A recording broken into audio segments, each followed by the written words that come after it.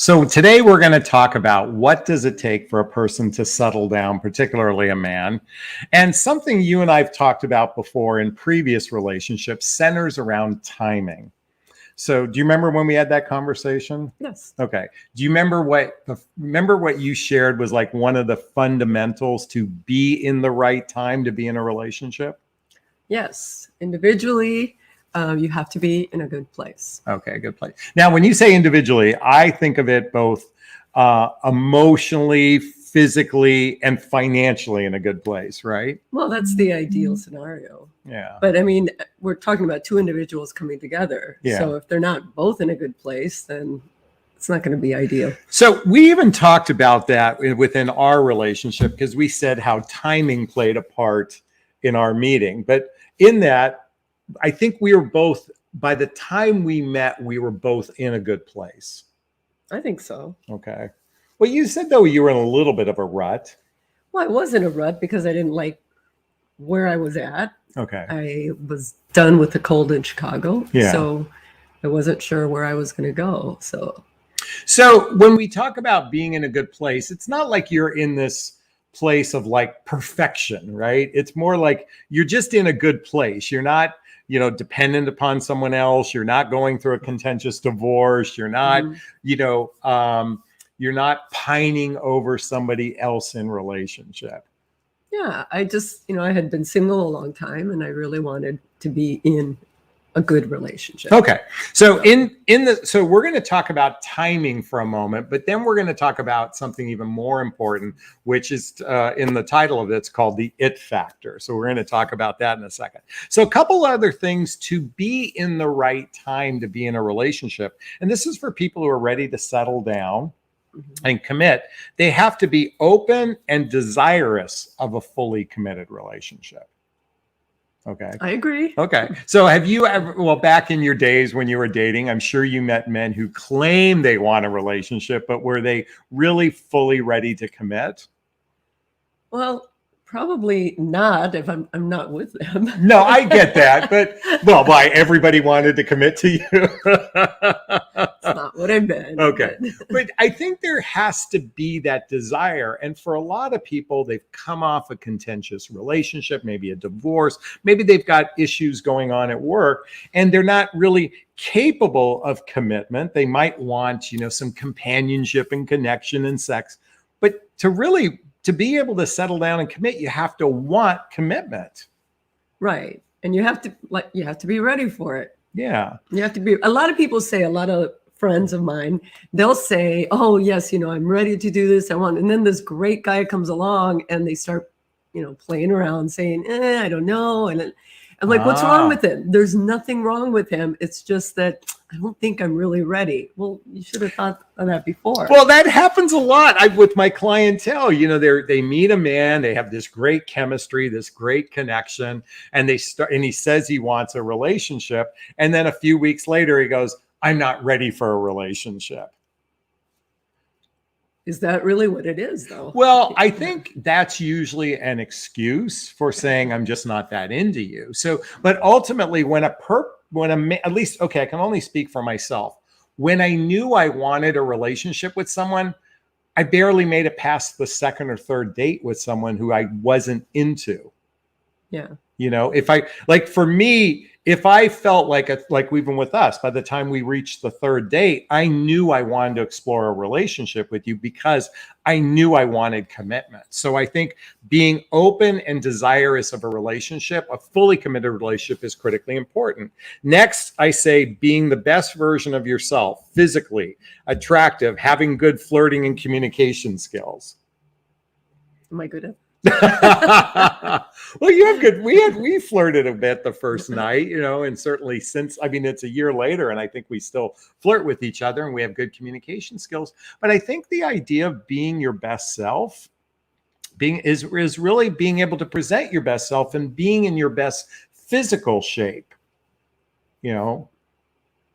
Although you were kind of broken up when I met you. I was waiting for that comment. Okay, so why don't you share with everybody what I meant?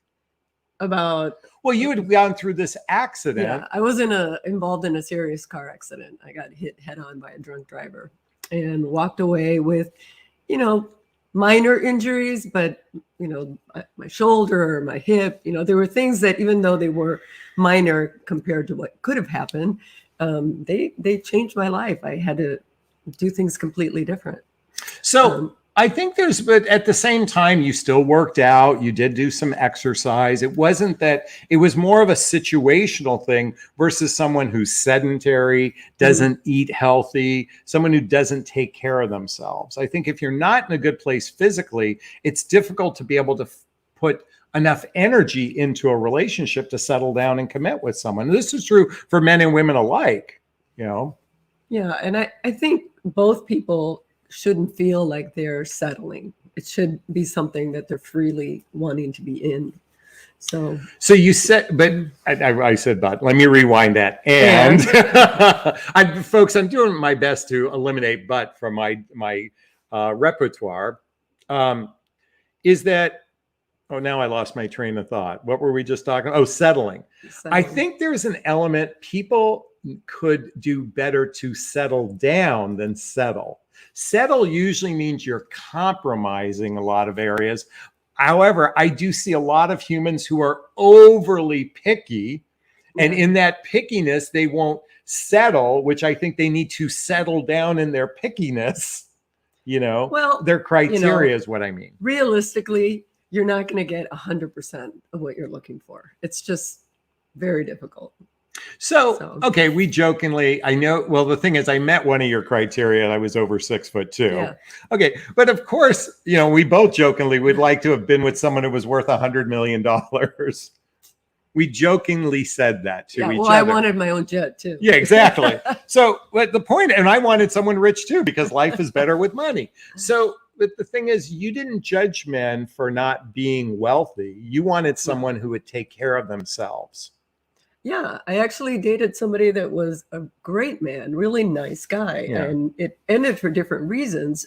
But he didn't have much. He worked for the city, and he was a wonderful guy. So you weren't picky about something, and that's where I'm talking about. I think some people need to settle down on their expectations, but not settle on what's most important in a relationship. And that's what we're going to talk about next. Right. And I think about folks with good character and caring for others. I think that's probably one of the fundamental areas you should never settle on. Well, absolutely not. So that's the first thing that I would see. Well, first of all, you want to be attracted somehow. And then, do they have good character? Are they kind? Are they good to wait staff? Someone that's really demanding and treats wait staff, you know, poorly. That's not someone I would want to be with. Okay, so here's the thing: a totally emotionally constipated, dysfunctional man could be good to wait staff. So while I agree with you there, okay, I'm not disagreeing with you. I can agree with you there. You know, those are just some minor characteristics of good character. You recognize that I had good character early on. Do you remember you said that to me? Yeah. You said I was a good man. Yeah. Like, what do you, and I'm putting you on the spot a little bit, but do you even remember what it was in the beginning that stood out? No. Well, that's okay, because I know for you like to take time to process. But I will say this, I think you thought I was a good father to my son. You remember you met my son? I remember your profile just being well aligned with mine. Okay. That was the first thing that I noticed, and that you were 6'2". But it's okay. We're a little bit shallow at times. And I thought you were smoking hot. So but ultimately, observing someone's character, again, those little things like maybe how they treat wait staff or whatnot. But I think it's also how I treated you. You know, there was a sense of care. There was a sense of being, you know, mindful of you in those early stages. Yeah, but in the beginning, do you ever really know? Everyone puts their best face forward, and so I feel that you have to pay attention to all the little things, like how do they hold the door for someone else that's coming in? All those things are got it. Things I would notice. Okay, so we talked about timing. is a representation of being in a good place in a person's life. You know, are they open and fully ready to commit? Do they have the best version of themselves? And do they have good character? What I really recognize that there's an intangible that plays a part in when someone is ready to settle down and commit. And that is what I wanted to talk about, called the it factor. Okay. Now I did a Google search on what the it factor is, and I want to share this with everyone.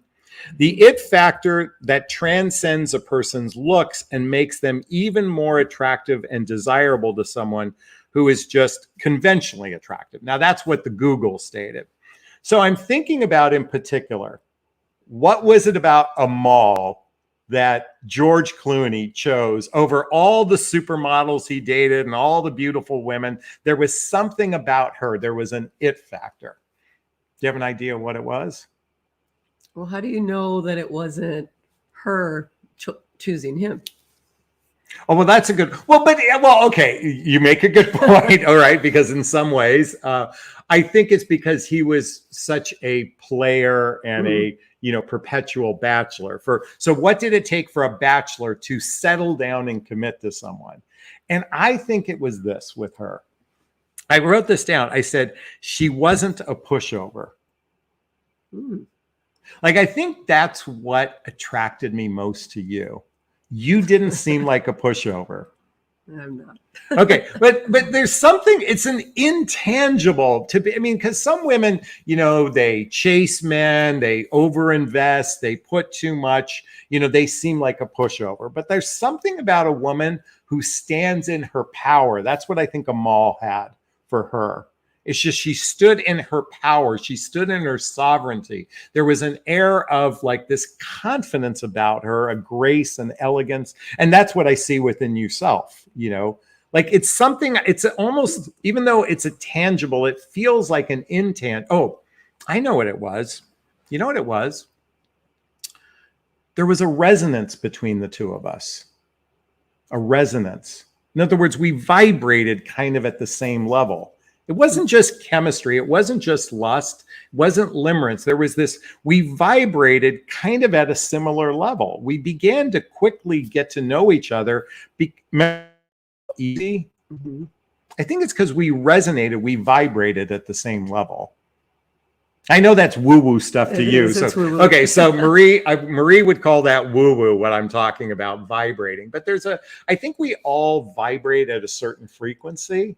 And I think with you and I, there's a frequency we vibrate that you can't put your finger on it.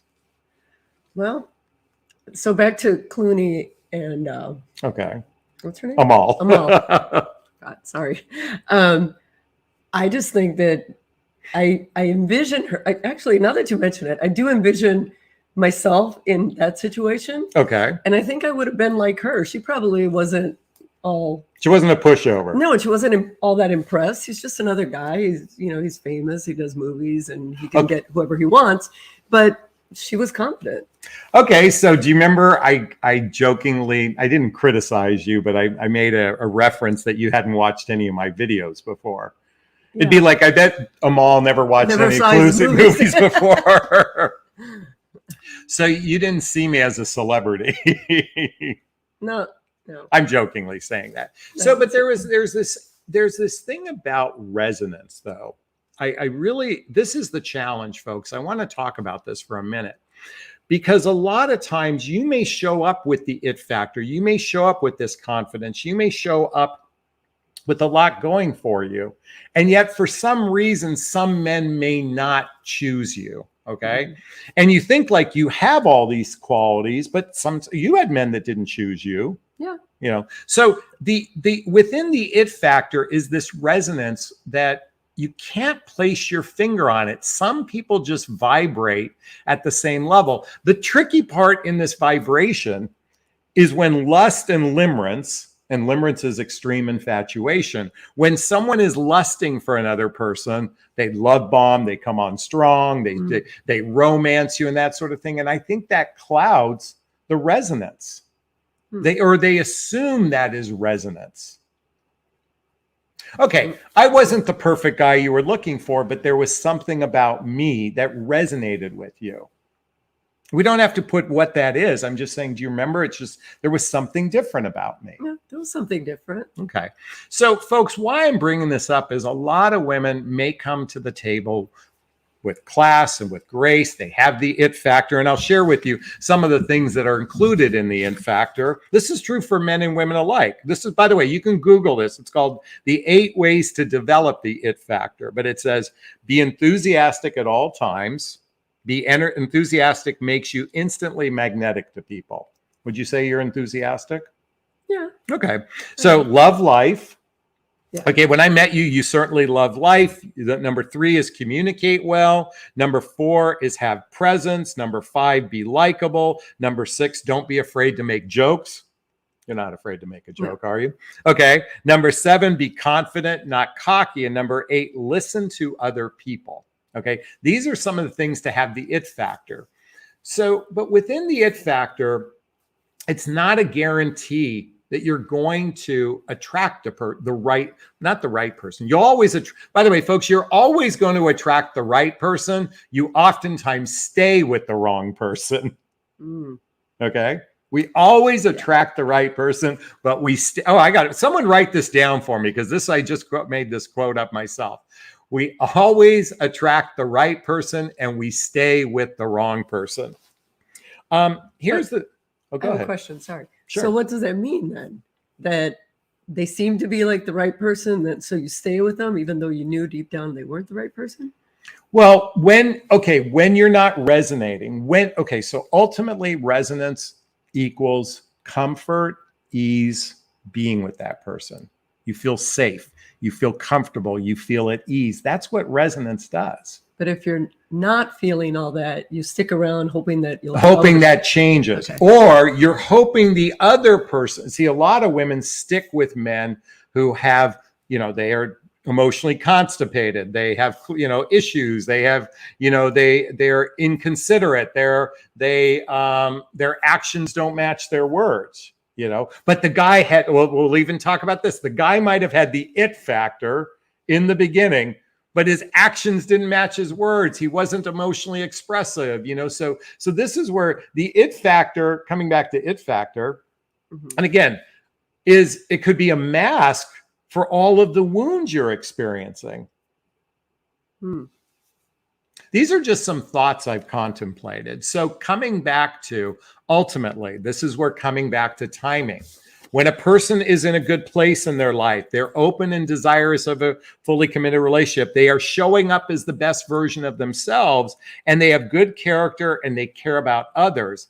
This is when a person is ready to fully commit, when they find that person they have resonance with. And something about that person is different to them, unlike the other people they've been with. Got it. Kind of like with you. There was something different about you. You always stuck out to me. I still to this day can't put my finger on it, although I do believe you're not a pushover and all these things we've talked about. But ultimately, what I'm really getting at for everybody, and then we're going to take questions in a moment, sometimes 2 people just resonate together, and sometimes 2 people don't. And when you're not resonating with one another, and be careful of lust and limerence, assuming that's resonance, because resonance is like an energetic connection. You just feel safe with this person. That's the person to invest in. The challenge is we oftentimes think a relationship needs to be chaotic butterflies and it needs to be insane chemistry. And usually it's the calm relationships that do the best. You agree? I agree. Okay. All right. By the way, someone just wrote, Roller Girl just wrote out and says, can you read that? Marie's beauty inside and out stood out. That is so true. It wasn't, that is so true. It wasn't just her physical attractiveness. It was all these intangible qualities that stood out to me. Still does. All right, folks, we are going to take questions. So those who know my format or know our format is, if you have a question, write the word question in the chat box and then post the question thereafter. Or you can purchase a super sticker, super chat. All of the monies from the super sticker, super chat goes to a scholarship fund in the name of my son, Connor Asley. That's my picture of him right there. That's my son who passed away almost 5 years ago. In fact, it's his 24th birthday. Well, actually, he was 19 years old. He's going to be 19 forever, but it would have been his 24th birthday on Thursday. So anyway, if you'd like to donate to the scholarship fund, we would be truly grateful for that. And we donate to causes like the Hoffman Process, Insight Institute, and Seeds of Love. And what is Seeds? Seeds of Love is an orphanage for children that have been abandoned by their parents in Colombia. They couldn't afford to keep their kids. Critically ill children. Critically ill. Most of them are terminal. Yeah. Yeah. And there's a lady that started this foundation, and my cousin and I support it, and it's helped a lot of kids.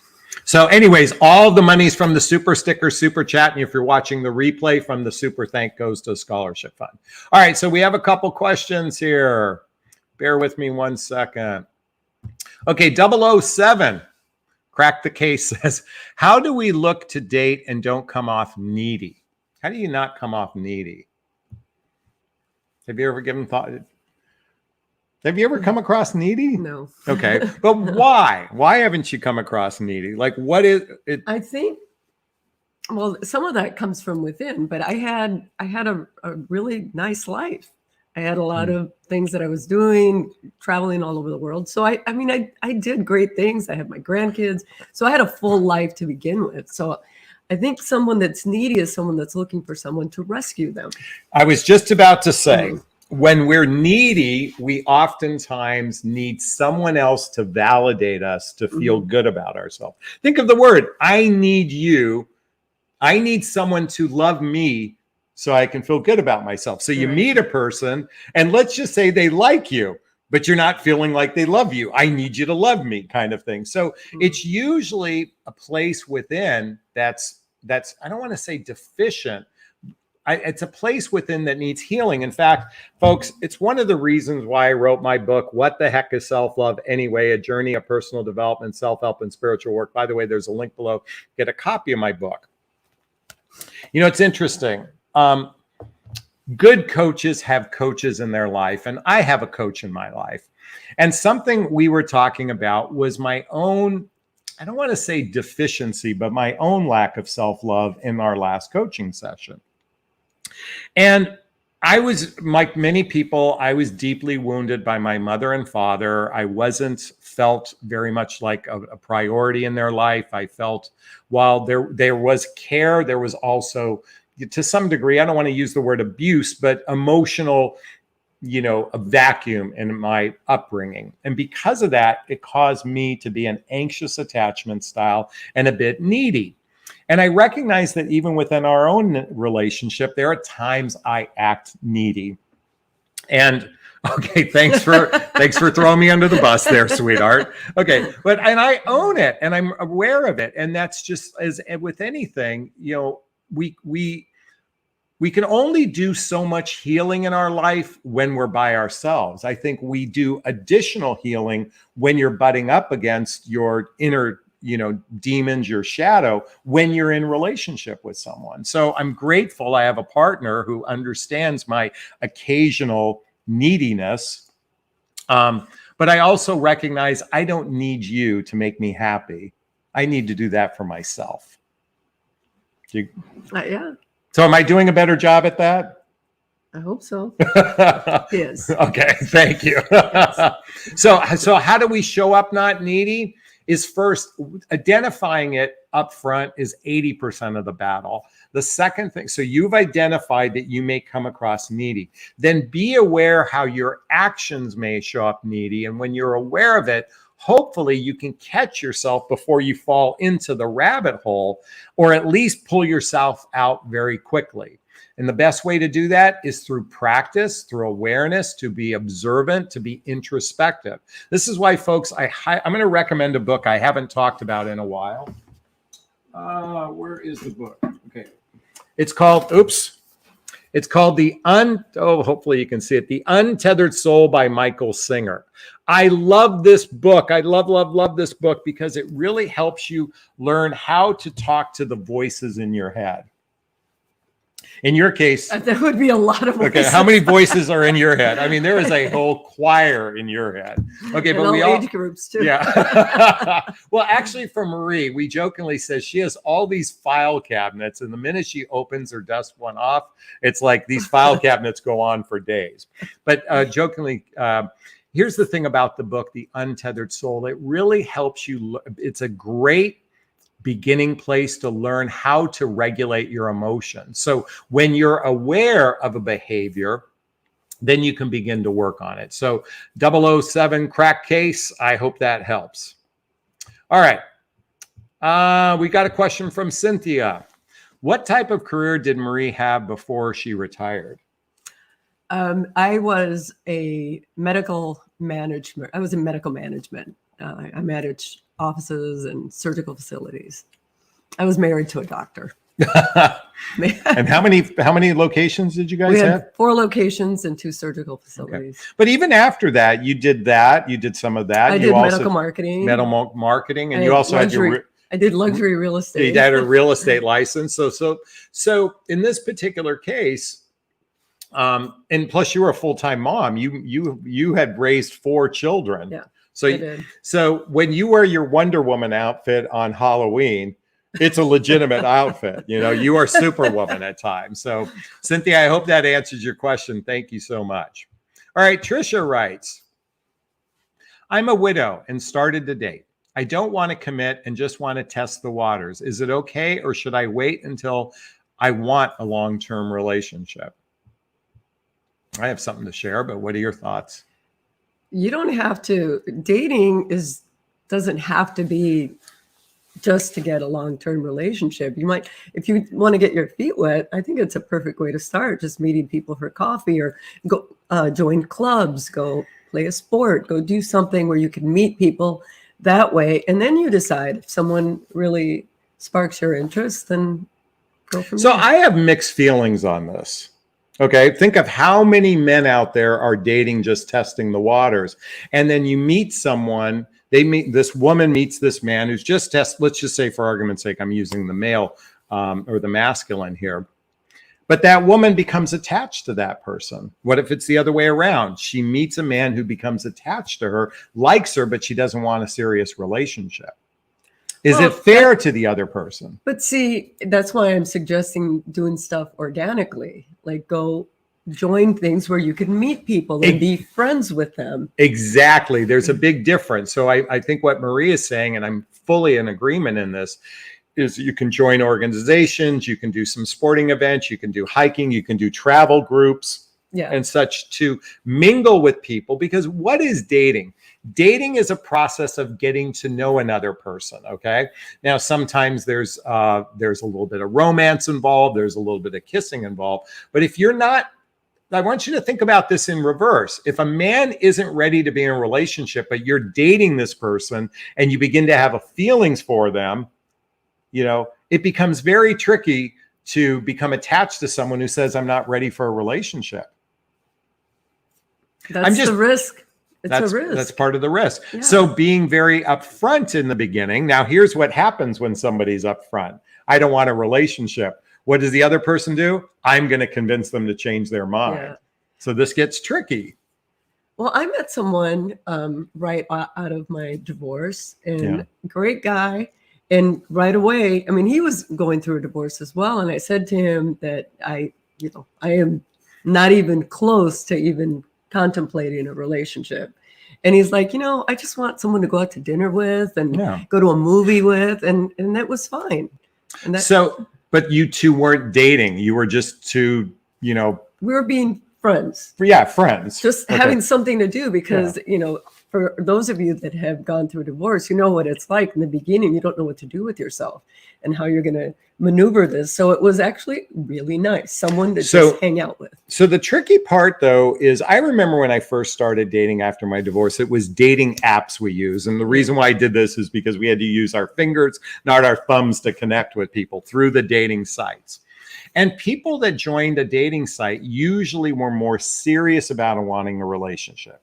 Today, dating apps through our devices has taken over the getting to know you process. And now a significant percentage of people are only looking to hook up using these devices. So it's a real challenge. My point is, coming back to the beginning of our video here, for someone to be ready to settle down, they have to be in a good place. They have to be open and desirous of a fully committed relationship. They have to be the best version of themselves. They need to show up with good character and caring about others. So the most important thing, if you're not ready for a long-term relationship, is at least be clear about that with someone up front. The other thing is that you don't know if you're not ready unless you try. So, you know, it usually happens when someone says, I'm not ready, the first person they meet, they end up in a relationship with. Although that can be a dangerous, okay, now I'm going to go off on another subject. That can be dangerous too. If you came off of a toxic relationship and you meet someone who's really seems great, you can find yourself attached to this person only to find out this person has a lot of issues too. Yeah. So one of the reasons why, by the way, folks, I am a dating and relationship coach. One of my areas of expertise is teaching women how to vet a man for compatibility and emotional maturity. There's a link below to schedule a discovery call with me to see if working with a coach is right for you. Ladies, many of you have a broken picker. You're terrible at choosing men. And if you need some support with that, check out a discovery call with me. Oh, Roller Girl says, blessings to Connor in heaven. Thank you so much. I appreciate that. All right, Julie writes, question. Can an emotionally unavailable man have the empathy or epiphany, excuse me, and learn to commit after you leave? Or is it, or if he returns, is it temporary and he goes back to being unavailable? Give a chance or no? So, did you want to say something? I mean, no, I'm just thinking about that. Okay. So when someone ends a relationship, they might temporarily feel there's this hole inside of them. And this happens, I think John Gray calls it the rubber band effect, where within 6 weeks to 12 weeks, that person usually comes back, asks you to be back in their life, and yet they haven't addressed the issue that caused the ending of the relationship. And oftentimes they haven't addressed the real issue within themselves. They're usually hoping that they believe that if they miss you enough that something will change, but you haven't addressed the core root or problem. Are you familiar with that? Oh, yeah. Okay. So in this particular case, unless you address the core issue and problem, and I mean really address it, but also have some, I'm going to pause for 1 second. Marie and I were watching a Jay Shetty and Lewis Howe video earlier today. And if you're not familiar with Lewis Howe, has a great podcast called The School of Greatness. And he recently had Jay Shetty on talking about his book, The 8 Rules of Love, or something like that, I think is the title. But it was interesting something he said, and I wrote this down. They were differentiating between toxic love and conscious love. Toxic love is where the person is only looking to serve their own needs in the relationship. They're only wanting their own needs met. And trauma is the oxygen for that love. Their trauma is the oxygen, or the other person's trauma is the oxygen for that love. What he also talked about was conscious love. And within conscious love, he talked about the importance to have boundaries, agreements, and rules. I'm going to repeat that. Boundaries, agreements, and rules. And what he went on to say also is, what most people do in unconscious love or toxic love, they don't have rules, boundaries, or agreements. They have expectations and assumptions.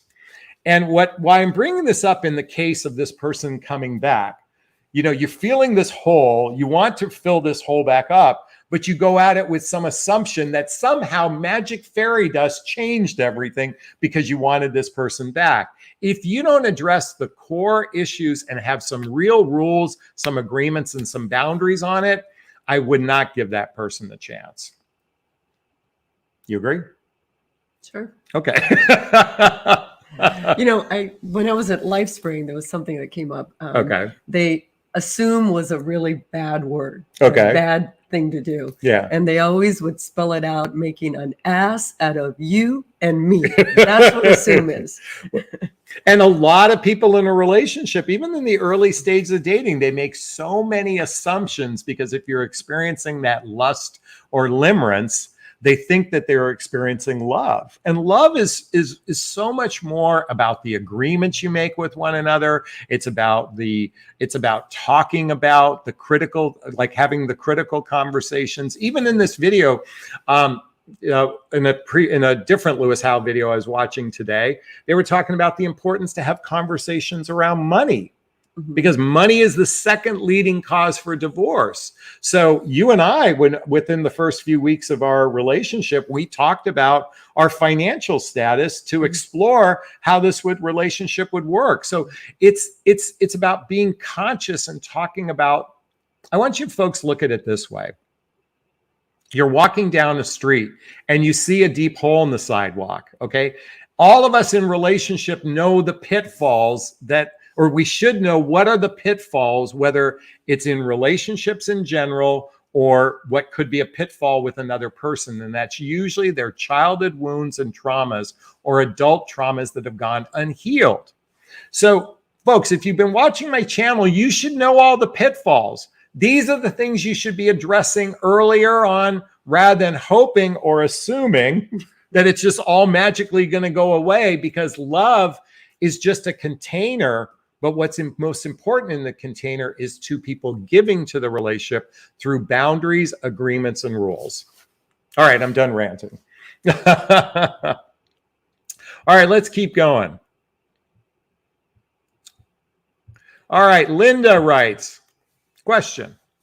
Not sure about your new quote. Sometimes we try to make the guys we attract the right guys, but they're the wrong guy. When we attract the right guy, how could we be wrong? You both are beautiful. Well, I think when you attract the right guy, it's right. It's not wrong. Well, and just because it wasn't a good fit doesn't mean they're wrong. It's just you guys weren't a good fit. So you just brought up something so important. Every relationship is happening as for us, not something to us. So even a relationship that doesn't work out isn't wrong. It's just a relationship that didn't work out. By the way, everybody, I want to invite you to look back at all your past relationships and ask yourself this question. What positive things did I learn about myself in each relationship? Like, what positive things? I know I learned a lot in my two previous relationships. I'm sure you learned a lot in your two significant relationships. Would you be open to sharing a positive thing you learned about yourself? Well, now you're putting me on the spot. Okay. Marie doesn't like when I put her on the spot. No, I learned a lot of things about myself. I learned, well, in my first relationship, it was, that I'm really strong. And I was really young when I got married, and I learned that I can do things on my own, and I have, and I've proven it to myself. I learned to be resourceful. I learned to be. You told me this morning, we talked about it. You don't remember this. You told me, huh? I'm a problem solver. Well, no, that's too. But yeah, that's another thing you learned. You know what you said to me? You, in a way, you learned that love, the fairy tale doesn't exist. You said something about a fairy tale. I think what you told me this morning, you said that a relationship is much more than the idea of what you thought a relationship was supposed to be like. Yeah. So I'll share with you what I learned in my most significant relationship. I have an anxious attachment style. And I knew in my significant relationship after my divorce, after repeatedly we would have a problem in our relationship, and she would temporarily abandon me. And I would thought the sky was falling. I thought she was breaking up with me anytime she just took like a 36-hour emotional break from the relationship. Well, this happened over and over and over again, but she didn't break up with me. What I learned was for myself is I learned to regulate my emotions a lot better through that experience. So by the time I met you, that anxiousness is much smaller than what it used to be. And thankfully, you don't emotionally abandon us or abandon me in the relationship. So coming back to your question, I invite you to ask yourself, what positive things did I learn about myself in each relationship? And I go on to invite everyone to ask what was good about each relationship and what are you most grateful for? Gratitude is a powerful, powerful activator for attracting new love in your life. So when you can look at any past relationship and say, what did I learn about myself? What was good and what am I most grateful for? You become a magnetic attractor for attracting a better relationship in your life. Okay? Thanks so much for that question, Linda. I really appreciate it. Hey, Jeannie. Jeannie's from our Midlife Love Mastery group. By the way, folks, if you want to join my private Facebook group, check out the link called Midlife Love Mastery below. This is your chance to have direct access to me on a regular basis. We have a private Facebook group, and each month we do a webinar where you can talk to me directly for a very nominal fee. So Jeannie writes, question, I've been talking to a man and we had a misunderstanding and he swears we talked about meeting on Sunday. I don't remember that. Though a text, he sounded upset about that. Through a text, he sounded upset about that. Told me he would call me later, but didn't call last night. I wrote him, told him good luck finding someone who would want to have, who you have a misunderstanding with, and that he could have been honest and say that he would call. This morning he reeked me out about that and told me how wrong I was, and I exploded without knowing that. Well, first off, I'm sorry that happened to you. I'm going to assume what your question is. So I once had a misunderstanding with a woman. I know that there was a misunderstanding of when we were supposed to speak. And then when we did eventually speak, it did get very contentious. This is the challenge when there are misunderstandings, because when someone, I think a lot of humans, they would rather be right than be happy. So even when you said to him, good luck finding, something, I think you were digging at him in that particular case. Yeah. Did you get that sense? I got that too. So he was being a dick, but you weren't being all that gracious either by saying good luck with that. I think both of you were in that space of wanting to be right, and it wasn't a good fit for one another. But I will say this, there are oftentimes miscommunications in relationship. We've had a number of miscommunications over the months and year now that we've been together for a year. We've had miscommunication. I think one thing I love about Marie is you always give me the benefit of the doubt. Oh. And I think I do the same for you.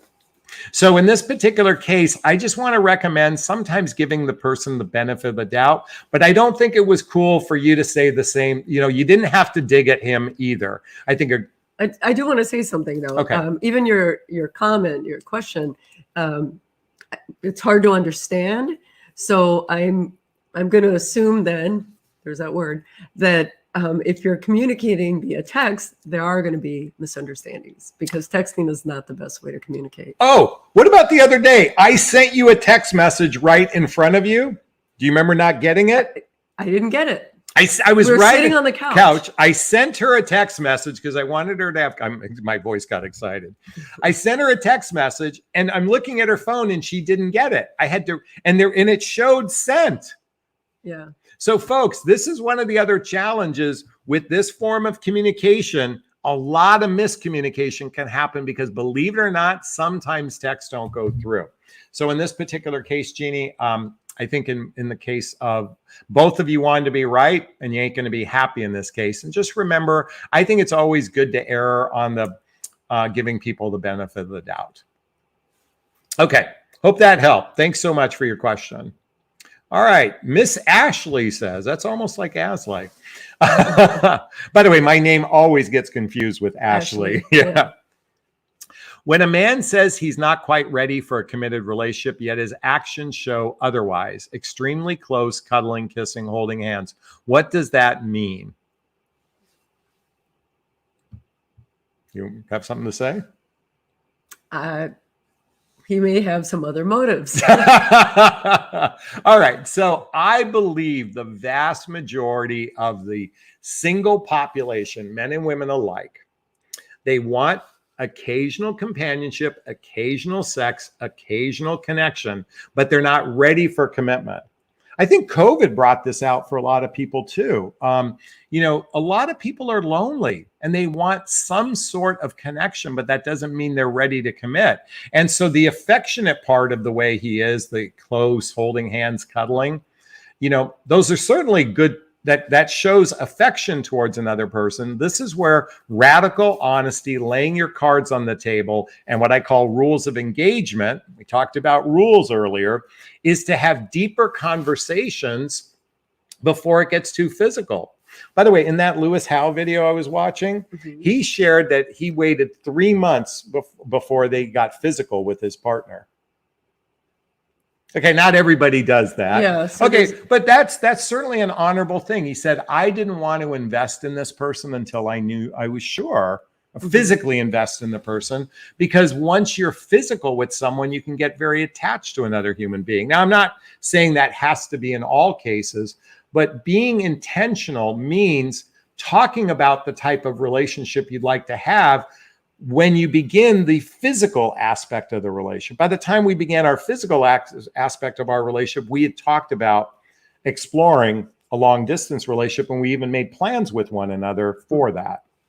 So anyways, that's my suggestion for you, Miss Ashley. So thanks so much. All right. Tricia says, thanks so much for your feedback on my question. You're very welcome.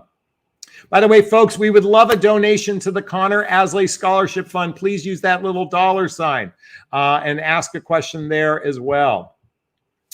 Kelly, or Kel, says, when people send me, what's that? P-H-A-T-I-C. I don't know what that word is. P-H-A-T-I-C. Frantic messages such as have a great week. I feel like not responding because those kind of messages mean nothing to me. Is it okay not to respond? Okay, I don't know what the word means, but I'm going to assume this is like when people start having superficial conversations like, how's your day going? Did you have a good day? I hope you had a good day. By the way, that's a line Kramer said on Seinfeld. Okay, a lot of people have superficial conversations because they don't know how to actually converse with someone via text messaging. But it's also an opportunity for you to respond with something with more substance. Yeah. Yeah. Because some guys just don't know how to do that, and they'll do, hey. You get a hey, okay. I have a client, when she gets the hey, she goes on to write a paragraph with details, but asking a deep, serious question. And by the way, this is a test, by the way, or not a test, but this is an investment she's making. So the guy just says, hey, she goes on to find something interesting in his profile. She uses my acronym called NICE, N-I-C-E, NICE. First, the N stands for using his name in a sentence. So, hey, Marie, so using the name.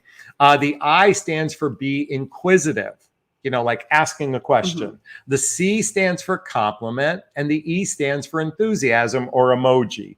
So in that message, he writes something asking a question about his profile and puts in a compliment. You've got great energy from your pictures or something, and then leaves an emoji. How he responds is how she determines whether or not she'll make a further investment based on how much of an investment he makes from that point forward. So we can take some of these superficial conversations and take it a little step further. You do it as a test or an experiment, if you will, just to see the depth of another person. Do you have a thought on that? Yeah, I call it an opportunity. So when I would get the hey, I would do stuff like that. And I would make it something. I don't know that I use that NICE acronym, but I, depending on that, if they reply just with an emoji, then it's like, okay, this guy's a dud. Next. I like that you took my phraseology or test and used opportunity. Or I said test or an experiment, and you said it's an opportunity to see just taking a little bit step further to see where this person is at. So Kel, I hope that helps. Wanda, question to Marie. My friend has been checking me out. Should I ask him if he wants to be in a relationship? I can be fine with friendship or a relationship, but it has been 9 months. Well, this question's for you.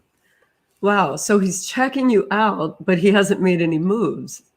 Back to using the word opportunity, I think it's an opportunity to say, hey, if you want to take this a little further, I welcome the opportunity to get to know you better or on a deeper level, and see where he goes from there. Yeah, I don't think, going back to, I wouldn't go immediately into a relationship. No, I wouldn't. You need to get to know him better. Yeah. So what is dating? Dating is a process of vetting. It's a process of getting to know another person. So you can create the opportunity to say, would you like to spend some time getting to know one another? I think it's okay that women make, that initial contact. I know it's all meant, you just sit back in your feminine energy and let the guy lead. But folks, I mean, it's okay to email a guy first on a dating site. It's okay to send the first message. It's just an opportunity. What happens next is, are two people mutually investing in one another? But when you're talking about the dating apps, making the first contact, I viewed it as no big deal. I was also told by some people that I later got to know that I just didn't seem approachable by looking at my profile. So that's how I learned I kept rewriting it until I got to well, but it's usually not the essay that makes you unapproachable. It's the pictures. Okay, so in full confession, I saw Marie's profile and I thought, she had a couple of shots that looked glamorous to me. And I thought it was like... They were great pictures. They were great photographs, there's no doubt. But I viewed her as what I call Beverly Hills glam. And by the way, if any of you watched any of the reality TV with the housewives of Beverly Hills, you're certainly as beautiful as some of those women. I think you're most beautiful compared to most of them. Right. But there was an impression I had based on that kind of look. Yeah. That was a stereotype I had. I made a judgment. And you were wrong. I was wrong.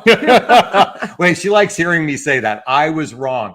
I made an assumption. I'm sure a lot of men made an assumption about you. What is an assumption? Making an ass out of you and me. Yeah. Okay. But there was this... I wasn't going to say you were unapproachable, but maybe it was my own insecurities that I couldn't live up to that standard of living that I thought you were presenting. Okay, now, folks, in all fairness, she had a lot of travel photographs in her profile. She'd been all around the world. And I'm like, I barely went out of my backyard. So in some cases, a lot of travel can indicate I need a lot of money to be able to support this person.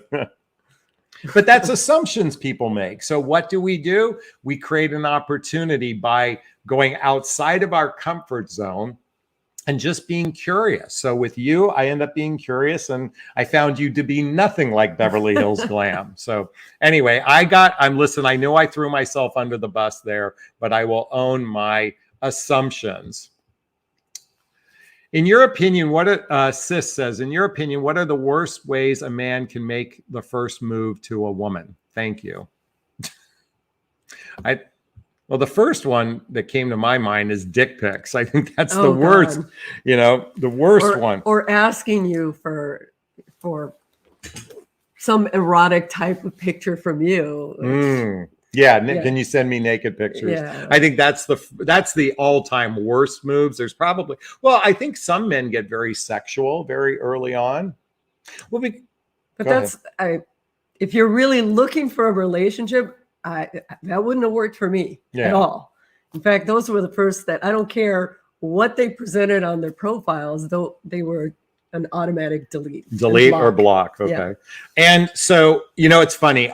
Lately, I've just been getting a lot of spam text messages, and I know it's a spam, trying to engage in conversation. When someone acts out of, I don't want to say integrity, because for them that is their integrity, but out of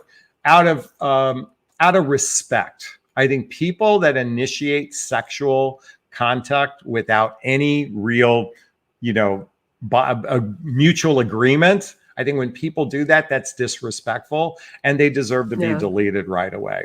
To me, they're just perverts. Okay. Well, yes, they are, or can be. By the way, Leaf wants to go on to say both excellent. Lewis Howe and the School of Greatness will help you learn so much and lead you to some of the very best experts in the field. Folks, I'm so glad Leaf brought that up, because Marie knows this, I watch a lot of different contemporaries of mine. I listen to a lot of different podcasts. I'm not here to espouse, I know everything about relationships. I even watch contemporaries like Matthew Hussey and Matt Boggs. You know, we talk about Matthew Hussey because I think on some cases you have a lot of great content. I think in my particular case, what makes me unique is I'm in the midlife category. I think he's in a younger category. But why I'm bringing this up is there are some great people out there that provide a lot of great content. What I don't think is good content is a lot of the stuff that comes out on TikTok, a lot of dating advice by people giving advice all based on ego-based, or all advice based on the ego or based on rules and expectations. I'm not a big fan. Well, a rule within an agreement is fine, but preconceived rules about relationships end up in disaster. So, but Lewis Howe is one of those people. I highly recommend checking out his podcast. One of our Facebook members says, I agree with you, Jonathan. Most women have a broken picker or no picker at all. Thank God for you and other our dating coach. Thank you so much. I appreciate that. Wow, we got a lot of questions. Oh, and Christina is right on regarding lessons learned. That's why everyone we meet is the right person. If we think of them as a lesson, good or bad, I've learned a lot of lessons. Trust me. Exactly. Yes. Okay. Hold on a second. Let's see what we've got in. We are way behind, like 20 minutes behind. Okay. Question from the Sunshine Fee. Do men over 40 expect women to be financially independent and not to provide for them?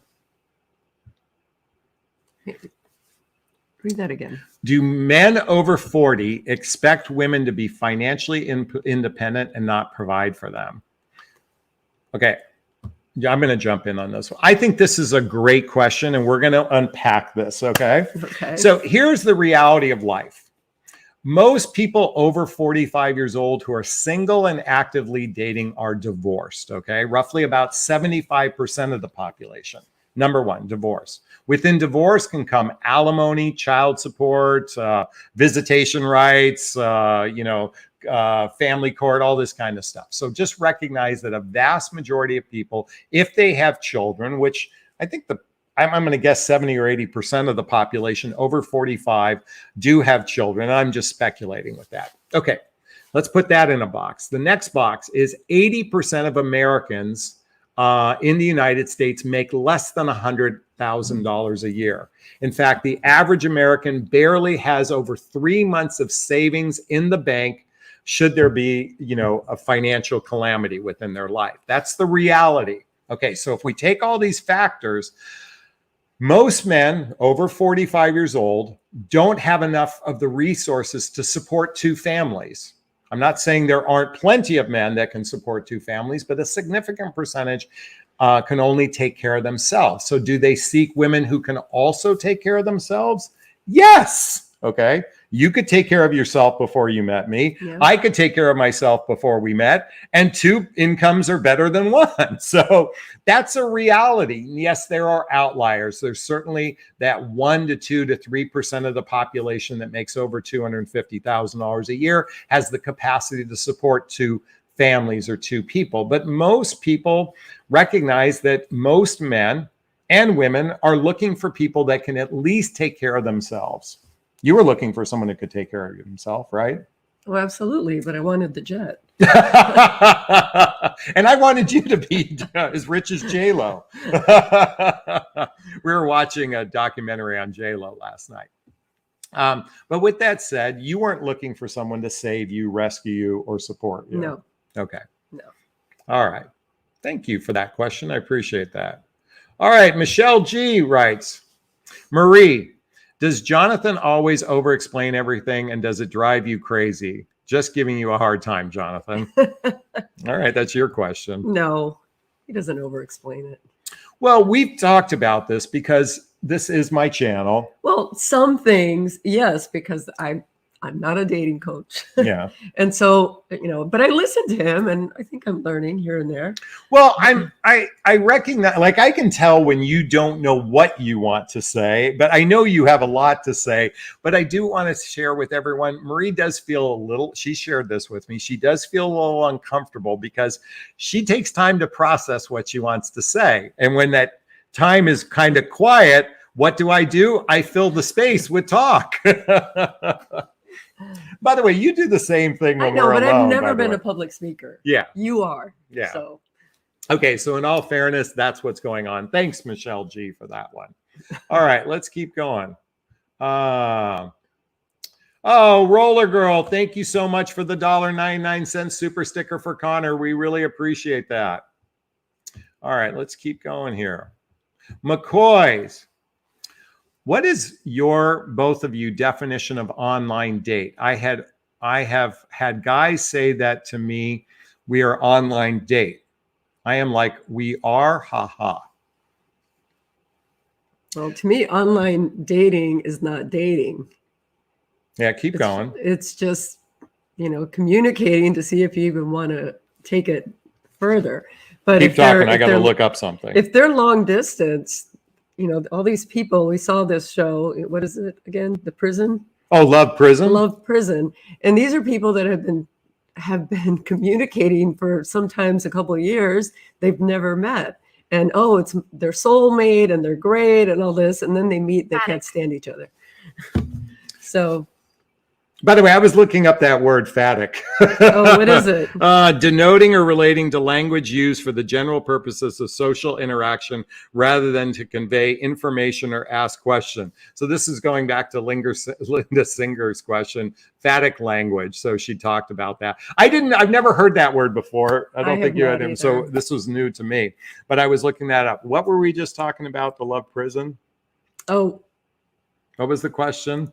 I can't remember the question now. I did one of my squirrels. Oh, gosh. Wait, hold on. Oh, this one. Definition of date. Okay, yeah, so I don't believe in online dating. Now, I've had people that I communicated with, and then we had some Zoom dates. Never met the guy in person.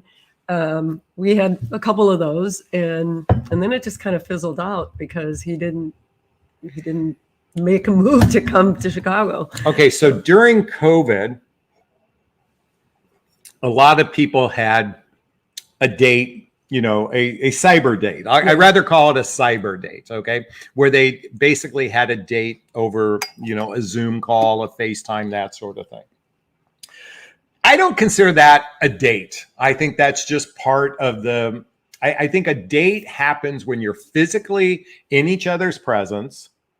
I think it takes about 10 dates to begin to get to know someone at some basic level. You need to have 10 separate interactions. Okay, face-to-face interactions. Here's what I'm concerned about. So many of you falling into the trap of dating through your devices. And what I mean to say is you're not really dating. You're doing a lot of communicating through your devices, and you're experiencing something known as artificial intimacy. I remember I was talking to you about that the other day about artificial intimacy. Yeah, well, that's what happened on that Love Prison. Exactly. Yeah. Love Prison. People were experiencing artificial intimacy. See, today we are seeing a substantial increase in artificial intimacy. And what's missing is until two people physically start spending time together, you're not really getting to know one another. And how do you get to know one another? What's my rhetoric? Social activities, hobbies, mutual interests, spending time with family and friends, traveling together, teamwork, building skills, both in your personal and your professional life. Intimacy, both physical and emotional intimacy that leads to either moving in together or getting married. Okay. Okay, thank you. They're good tools to see if you even want to meet this person. Oh, you mean using your devices to, because yeah, but if it goes, I prefer to vet someone through a Zoom call or a FaceTime, and then, Yes. then to, Yes. you know, get all dolled up to go out and and then you're like, okay, this is a dud. Okay, but okay, yes, I am in full agreement of that, but not for 6 months, No, 2 no, years, no. like on that like show. like that one guy that I was just talking about. Okay. And I learned some things about him that I thought, I don't think this is a good fit. He was OCD, and he would take on a sport and he would just do that, and then he would move on to something else. And so I thought to myself, is he like that with everything? Then it's going to be that way with a relationship. That you know, he'll get into the relationship and then he'll move on because wants to do something different. So I felt that was a great way to use devices as a tool. Okay, I'm in full favor of having I call it my 3-2-1-3 rule. Okay. I don't think you've ever heard me talk about this. I did talk about it in one video. So 3 stands for have 3 email exchanges with one another. Okay, you met on a dating site. Okay, many. Well, hear me out. Well, 3. Well, you and I had a couple email exchanges, which leads to either 1 or 2 phone calls, which leads to 1 date, all within a 3-week period of time. So 3 email exchanges should lead to 1 or 2 phone calls, should lead to 1 date, all within a 3-week period of time. Yeah, that didn't work for us.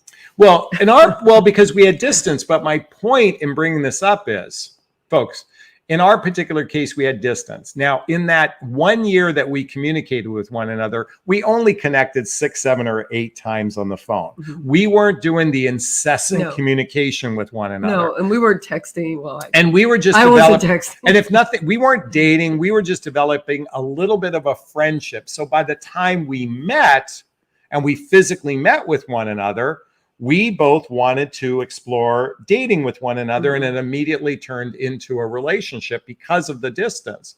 We didn't do this incessant communication. We were just friends with one another. Texting is a great tool to begin some surface level getting to know someone, but ultimately you have to do it face to face, because you really don't know someone until you spend time with them. Okay.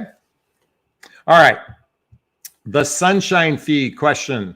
I'm in my early 50s and been single since 31. I'm hoping not 1931. That's just a joke. Okay, so I'm 31 years old. How can I keep my hope alive to find someone? You want me to answer that? Go ahead. Okay, Sunshine Fee.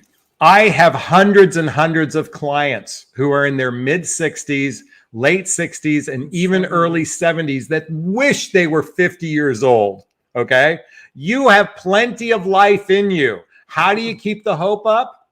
Or you can hire me as a coach. I'm definitely a good cheerleader for that. But I'm here to say is, by the way, we met each other, we're in our 50s when we met. Okay, folks, there are plenty of people in their 50s who are meeting, falling in love, getting married, getting engaged, and that sort of thing. So first off, how can I keep my hope up? Just absolutely believe that it's possible. Number one, put yourself out there to be seen by single eligible men. Stay in the game. And most importantly, have a good representation of yourself in the game, because there's a lot of competition out there. I mean, I'm sorry to say, there are over 120 million singles over 18 years old here in the United States. So you might go, oh my God, that's a lot. But that also means there's people to choose from too. And there's a teapot for every kettle out there. Let me just say this, just trust that somebody is out there that's a perfect fit for you, and just put yourself out there and make the effort. Okay. Every pot has its lid. Oh, lid. That's what I said. That's what you meant to say. That's what I meant to say. Folks, when I'm on camera, I get nervous and I make a lot of faux pas. So you get nervous? Believe it or not, I get nervous. Marie, you are an asset. Please don't go away no matter what. We need you too. So appreciate. Oh, Donna, thank you. I'm in full agreement. We need you. I need you in a good way, not in a desperate way. It's nice to be wanted. Aw. Michelle G writes, I watched Love Prison. The couple seemed like they never got the person they were expecting.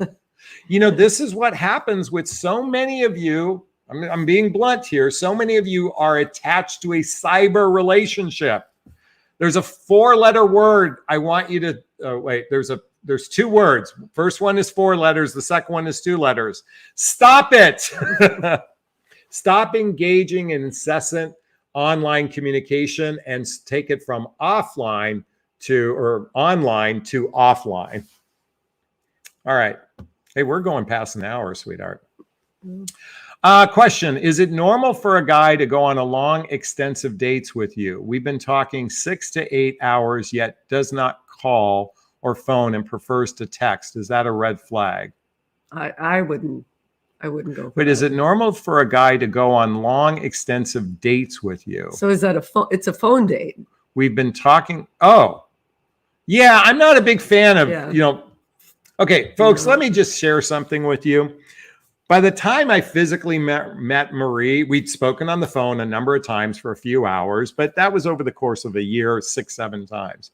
By the time I met you, I didn't really like talking on the phone anymore. I rather wanted to be with you, not use the phone as a way to stay connected. Although in the beginning, I did enjoy it, but by the time we had spent significant time, like now when you travel, when you go to visit your grandkids, I don't want to talk on the phone. I hate talking on the phone. I'd rather have the real person. So choose people that actually physically want to spend time with you, not on the telephone. A lot of that telephone time, people who have gone through emotional traumas of divorce or some sort of trauma in their life use the telephone as their therapist. Mm-hmm. I'm going to tell you, a lot of you folks. Hi. I went through. All right. Do you want to share a little bit about that? Well, not really, but you get attached to a person that you're not with, and I'm not a good texter. He can tell you that. Oh my God, she's a terrible texter. Oh my gosh. She's one finger at a time. It's annoying to watch Marie send a text message. But just in all fairness, Marie did find herself in a situation where she was connecting with someone through their mutual traumas in her past. And in people's mutual traumas, they can literally use the other person unintentionally as a therapist. And sometimes we have what's known as transference. And what that means is we get attached to the other person when it may not be a healthy relationship to get attached to. I'm not a big proponent of people spending incessant amount of time talking on the telephone. I'm a big proponent of 2 people meeting sooner rather than later. All right. Oh, by the way, we have a whole fan club here. Marie, you're an absolute asset to the channel. Thank you for contributing your time. Thank you. Holly J writes, I agree. Marie is a wonderful asset and a blessing. Okay. By the way, Marie, you can voice text. She doesn't know how to do that either.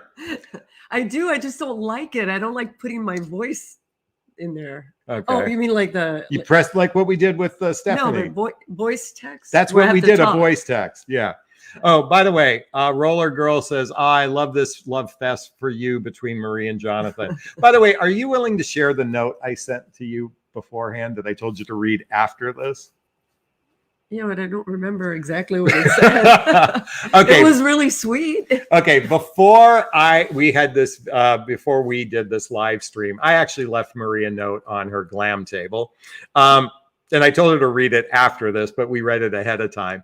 I was sharing how much I appreciate you being on the channel to support my mission of helping people choose better in relationship. And I also said I appreciate your wisdom. I'm sharing everybody what I shared, but I also appreciate it.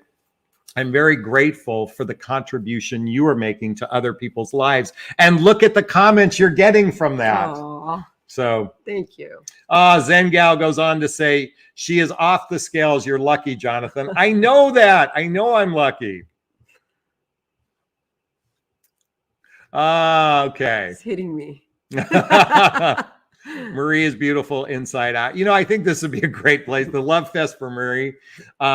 Folks, we are so grateful that you appreciate the content. I hope we're making a difference in your life. Do you agree? I hope so.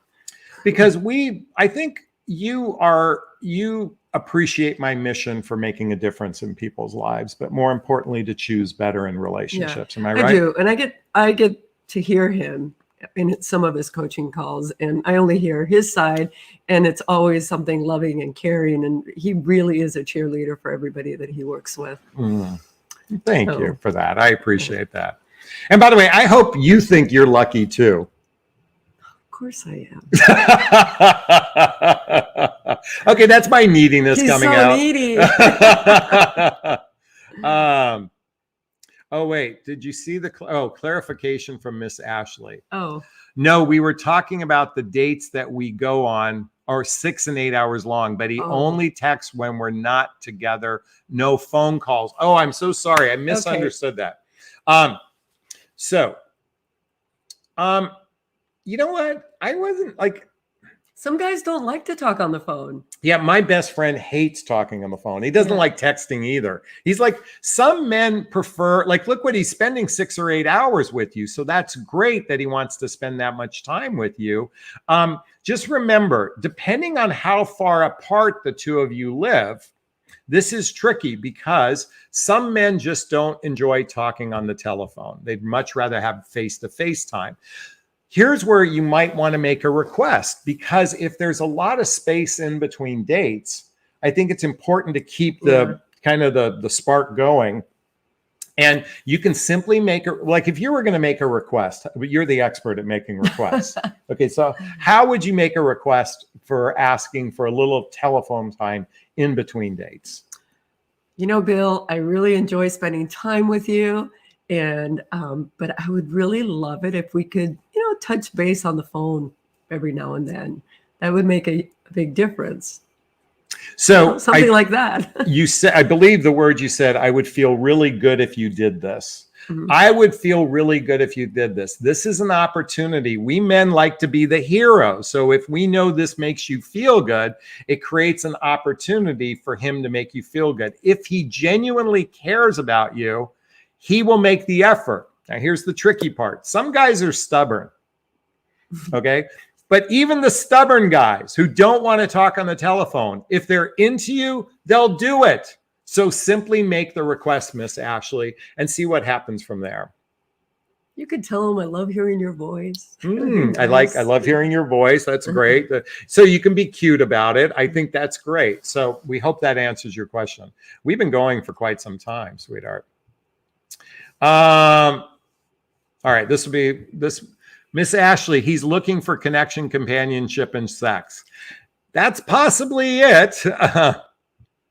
Okay. And Miss Ashley says, thank you. Well, we're happy to have helped. Oh, I think she was thanking TH. Okay. And last but not least, we're going to leave on this note. Read out loud what that says. Marie is lucky to have Jonathan. I have never denied that. All right. We hope you got value why men over 40 need this to settle down and commit. And I talked about the it factor a little bit, but more importantly, I talked about resonance. And remember, for a man or woman to settle down, they have to be in a good place in their life. They have to be open and desirous of a full commitment. They need to be the best version of themselves. And most importantly, they need to show up with good character and caring for other people. And those are just some of the factors needed to be able to settle down and commit. All right, we're going to wrap up this video as I always do when you're on. Can I give you a big, gigantic Jonathan Bear hug? Did I get one back? Oh, thank you so much, sweetheart. Everyone, thank you so much. I want to thank Alyssa, who says, Marie is so pretty. You're lucky, Jonathan. I agree. Thank you, Amy Alyssa. says, thank you, Jonathan Marie, for another amazing conversation. And Jeannie says, I think you're equally lucky. I agree. Folks, I want to thank Amy and Lisi and Joyce and Jenny and TH and Sunshine Fee and Miss Ashley and Gigi and Leaf and Zengal and Sharon and Hilda and Michelle and Sharon T and Holly and NZ Bear, Roller Girl. Everyone, thanks so much. Have a fab evening. Be well. Bye now.